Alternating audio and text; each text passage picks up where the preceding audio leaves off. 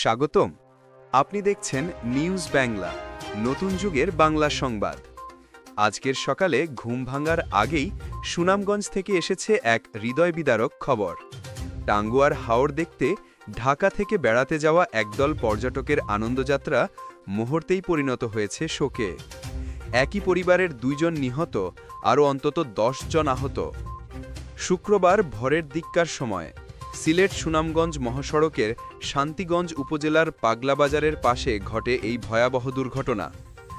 Police জানায়, ঢাকা থেকে একটি সেজুতি ট্রাভেলসের পর্যটকবাহী বাস রওনা দিয়েছিল টাঙ্গুয়ার হাওর ঘুরতে যাওয়ার উদ্দেশ্যে।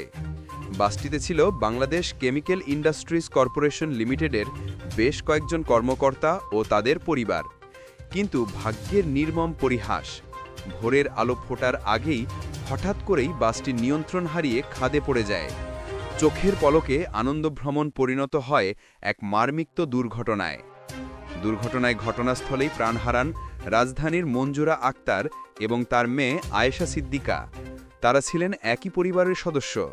সকালে বেড়াতে বের হয়েছিলেন আর ফিরে এলেন লাশ হয়ে।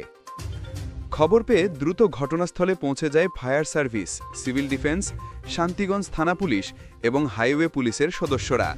তারা ঘণ্টাব্যাপী উদ্ধার তৎপরতা চালিয়ে বাসের নিচে চাপা পড়া 2 জনের মরদেহ উদ্ধার করেন। আহতদের উদ্ধার করে সুনামগঞ্জ সদর হাসপাতালে ভর্তি করা হয়েছে, যেখানে কয়েকজনের অবস্থা আশঙ্কাজনক। ওসি জানান, প্রাথমিকভাবে ধারণা করা হচ্ছে ড্রাইভারের ঘুমন্ত অবস্থায় গাড়ি নিয়ন্ত্রণ হারায়।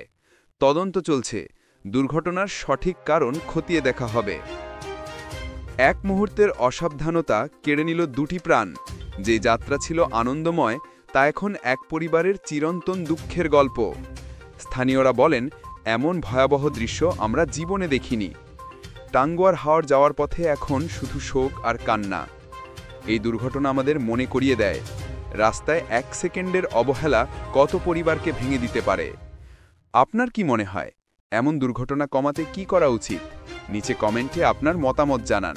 আর হ্যাঁ, এই ভিডিওটি যদি তথ্যবহুল বা হৃদয়স্পর্শী মনে হয়, লাইক দিন, শেয়ার করুন এবং সাবস্ক্রাইব করুন নিউজ বাংলা।